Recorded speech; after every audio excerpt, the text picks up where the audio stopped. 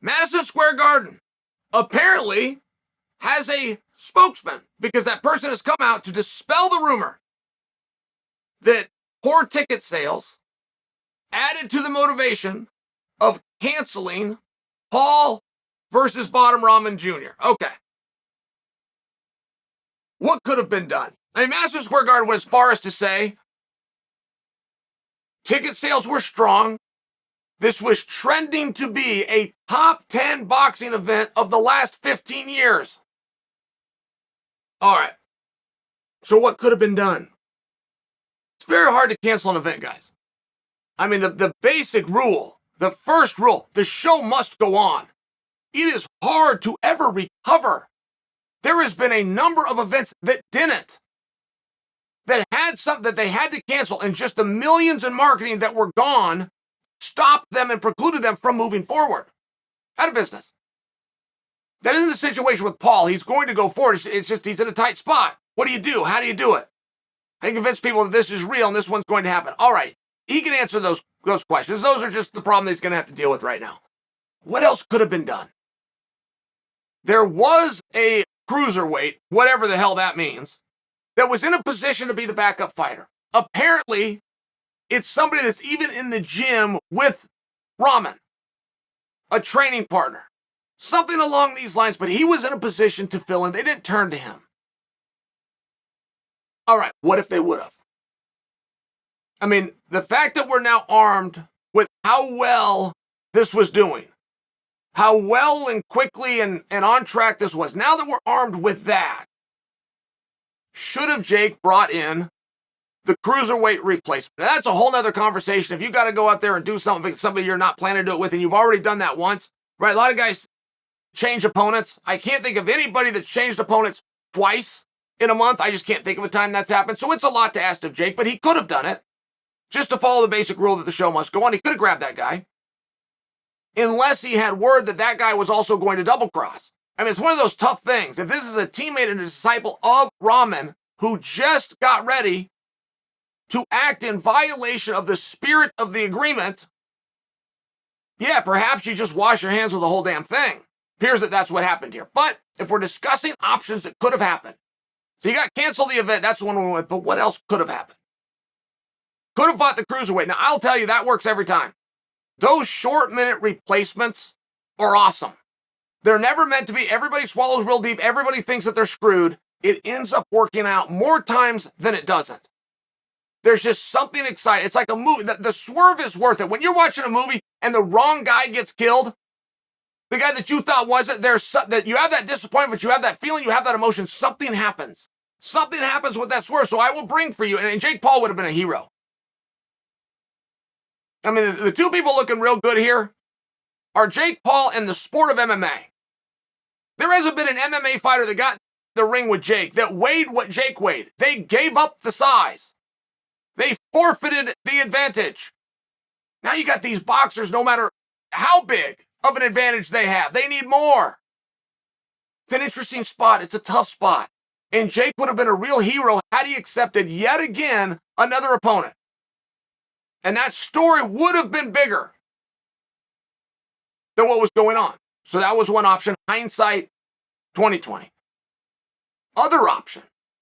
Jake goes through with it. Jake has a contract with Rahman that he must show up to the event at 210 pounds. If Jake is armed with the info that Rahman isn't going to do it, I've seen you on the scale, and he's now telling people he's not going to do it. He still could have gone forward with it. And when they open up the pay-per-view window, when everybody's already in their seat and everybody's already bought, you then reveal Rahman is in violation. The fight's not going to go on. Amanda Soriano is now your main event. Okay. That's a very common thing. I could name a number of times where that very thing has happened and nobody feels slighted. Jake still would have been a hero. They come down to Rahman. Let me tell you one that they did. This was a local show right here in Oregon, but it was Matt Lindland. Matt Lindland was to be the main event. It was completely sold out, and he was going to fight a local rival. Matt was the owner of Team Quest, a local rival named JT Taylor, who owned a gym in the area, a couple of hours away. These two are going to fight. All right, it's a local thing, but it's a local show, and it worked, and it was sold out. JT doesn't show up. Now, you could cancel the event. You could find a new main event. Or you can do what Matt did. And this is very common. This is what we do in the sport of wrestling. It's just called a forfeit. If there is an opponent who is not going to walk on the mat, okay, I've got an opponent. He doesn't show up, he's not going to walk on the mat. It doesn't matter when I'm informed of that. It could be the last minute or I could have plenty of notice. I do have to show up. I must walk out there in the appropriate gear. I must have my headgear. They must be strapped. My straps must be pulled. I have to do everything right. Walk out there, and the referee, by procedure, will raise my hand. I will then go to the table and sign the sheet. And I only bring that to you because Matt just took that philosophy and carried it over to MMA. Crowd fills up, show is on, main event time. Matt's music hits the speakers. Matt walks out. JT Taylor, they end up playing Kenny Rogers' song, Coward of the County. They play Coward of the County, and they put the spotlight right where he's supposed to walk out, and he doesn't. Before they did this, they entertained us with the trailers, with the packages. All of the build-up, all the things that Matt said was doing for training, all the things that JT said was doing for training, they tell this entire story.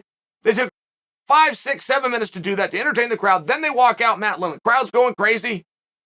They put the spotlight. They're going to bring out JT. They play Coward of the County.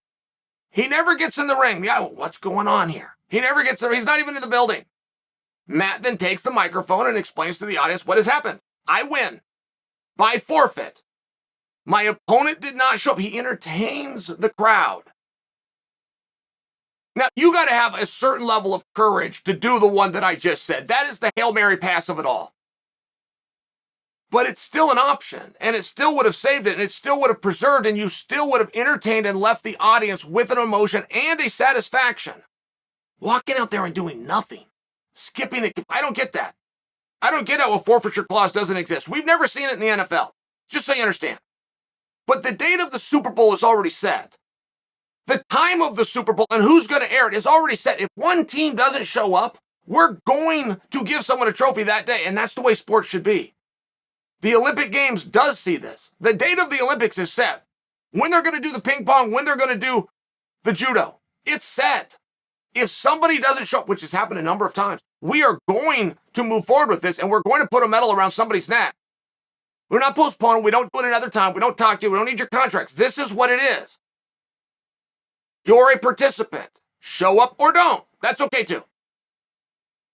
That would have been an option. There was a huge pro wrestling match before you guys were born. Andy Kaufman's a comedian. He's never pro wrestled.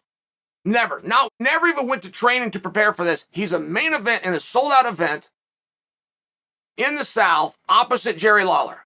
They do like a $220,000 gate. But guys, this is in the 70s. This is a crazy amount of money to watch a guy who's never wrestled. Well, for a guy that's never wrestled and doesn't know how to wrestle, what do? You've promoted it, you've built it, you've brought in the fans, you have a record-setting live gate. What do? Well, they just entertain the crowd. The guy walked out there.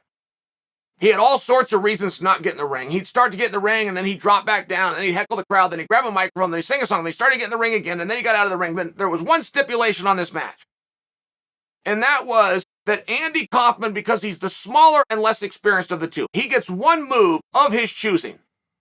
He gets the first punch, if you will, but it doesn't have to be a punch. It could be any move he wants. He could do a pile driver. He could jump off the top rope, give an elbow drop. He can do anything that he wants. His move of choosing. Now, he's never wrestled before. His move of choice was a standing side headlock. A standing side headlock is the position you'd put your little brother in just before you gave him a noogie. Jerry Lawler, they ring the bell. Jerry Lawler picks him up, gives him a backdrop. Kaufman never moves again. Ever. Gets pinned 1, 2, 3, but he never moves again. His back's broken. His neck is, they bring in the stretcher. They carry him out in an ambulance. They spent 40 minutes. And by the way, they were 40 wonderful minutes. I do not remember a professional wrestling match from the 70s. I remember this one. And it never took place. I just told you everything about it. It exists on YouTube right now. You can go watch the whole thing, and you can see how many other people did the exact same thing.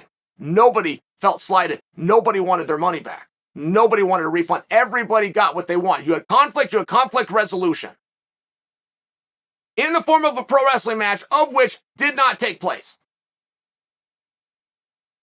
There was ways to do this. There was ways for an entertainer to do this.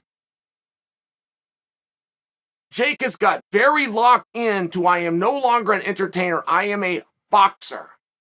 And I am going to do things the way that boxing does it. Boxing has never done anything right. Boxing is so filthy and dirty that the United States government has had to step in to regulate it. No sport on earth outside of communist regimes are overseen by the government. Until boxing was. I might only share for you, when you have a smart and successful guy like Jake Paul, and he's going to go hang his hat on something, he's going to go get advice from somebody. To get it from that community is weird. And he is in a position where he is something else, and he can do something else. He's changing the rounds. He's changing the rest. He's changing the duration. He's changed all sorts of things. Keep going, Jake. You haven't got one wrong yet. Play your music. Walk out there with your trunks. Play his music. He doesn't walk out there. Accept the forfeit. Grab the microphone. Be a boss. Take over. Do something different. Don't do it their way. They've never gotten it right. That would be my advice. And now there's going to have to be a decision made by Jake. Am I going to continue to want to be part of this community that has resisted me from the job? Or am I going to do something different? Am I going to continue to bring attention? Am I going to continue to bring money? Am I going to continue to bring excitement? But I'm going to do it with guys that will at least show up.